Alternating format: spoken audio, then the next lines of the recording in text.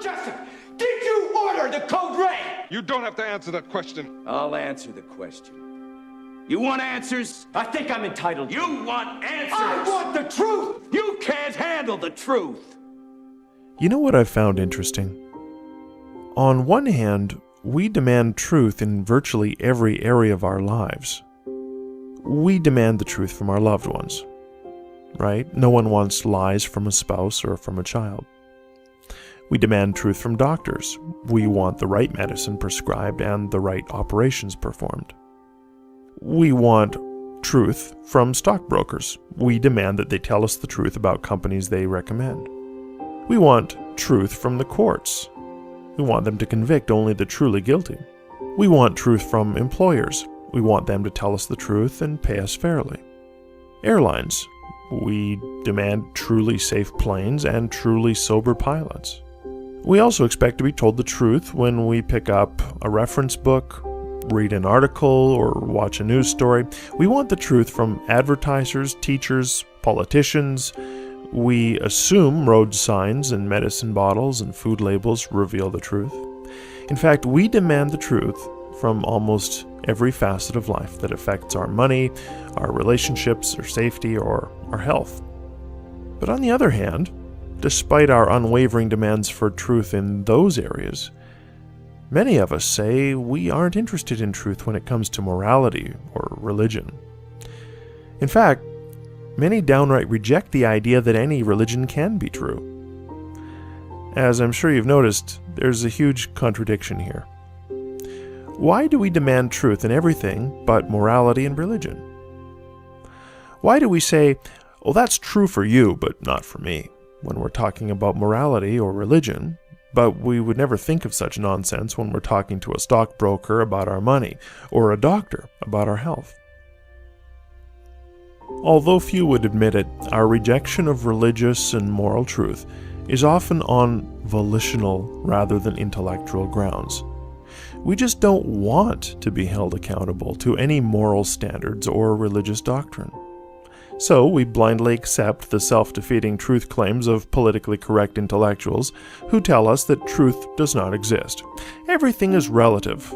There are no absolutes. It's all a matter of opinion. Religion is about faith, not facts.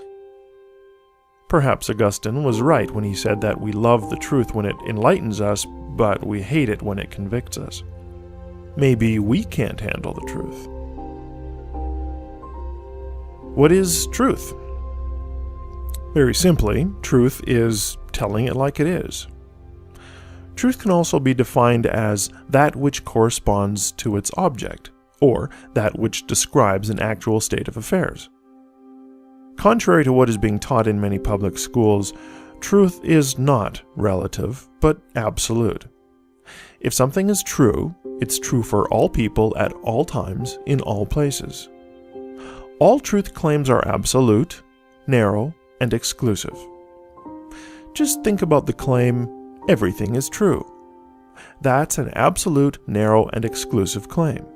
It excludes its opposite, i.e., it claims that the statement, everything is not true, is wrong. In fact, all truths exclude their opposites, even religious truths. There are many other truths about truth. Here are some of them. Truth is discovered, not invented. It exists independent of anyone's knowledge of it.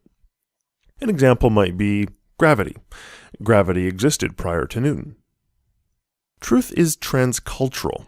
If something is true, it's true for all people, in all places, at all times.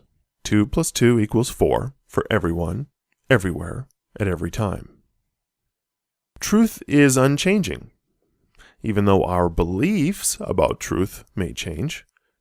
For example, when we began to believe the earth was round instead of flat, the truth about the earth didn't change, only our belief about the earth changed.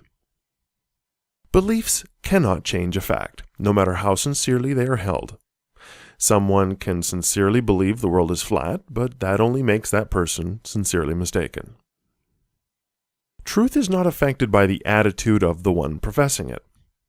An arrogant person does not make the truth he professes false, and a humble person does not make the error he possesses true. All truths are absolute truths. In short, contrary beliefs are possible, but contrary truths are not possible. We can believe everything is true, but we cannot make everything true. This seems obvious enough, but how do we deal with the modern assertion that there is no truth? If someone said to you, "I have one insight for you that absolutely will revolutionize your ability to quickly and clearly identify false statements and false philosophies that permeate our culture," would you be interested? That's what we're about to do here. In fact, if there had to be chosen just one thinking ability that's the most valuable, it would be this: how to identify and refute self-defeating statements. An incident from a recent talk radio program will demonstrate what is meant by a self-defeating statement. The program's liberal host, Jerry, was taking calls on the subject of morality. After hearing numerous callers boldly claim that a certain moral position was true, one caller blurted out, Jerry, there is no such thing as truth." Now, we might want to get on and say, "Jerry, to the guy who said there is no such thing as truth, is that true?" Jerry, of course, agreed with the caller, never realizing that his claim could not possibly be true because it was self-defeating. A self-defeating statement is one that fails to meet its own standard. As I'm sure you realize, the caller's statement, "there is no truth," claims to be true and thus defeats itself. It's like saying, "I can't speak a word of English." If someone ever said that, you obviously would respond, "Wait a minute, your statement must be false because you just uttered it in English." Self-defeating statements are made routinely in our postmodern culture, and once you sharpen your ability to detect them, you'll become an absolutely fearless defender of truth. No doubt you've heard people say things like, "All truth is relative," and "there are no absolutes." Well, now you'll be armed to refute such silly statements by simply revealing that they don't meet their own criteria. In other words, by turning a self-defeating statement on itself, you can expose it for the nonsense it is. We could call this process of turning a self-defeating statement on itself the Roadrunner tactic, because it is reminiscent of the cartoon character Roadrunner and Wile E. Coyote. As you may remember from Saturday morning cartoons, the coyote's one and only quest is to chase down the speedy Roadrunner and make him his evening meal. But the Roadrunner is simply too fast and too smart. When the coyote is gaining ground, the Roadrunner stops short at the cliff's edge, leaving the passing coyote momentarily suspended in midair, supported by nothing. As soon as the coyote realizes he has no ground to stand on, he plummets to the valley floor and crashes in a heap. Well, that's exactly what the Roadrunner tactic can do to the relativists and postmodernists of our day. It helps them to realize that their arguments cannot sustain their own weight. Consequently, they crash to the ground in a heap. The Roadrunner tactic is especially needed by today's college students. Why? Because if you listen to many of our university professors, they'll tell you that there is no truth.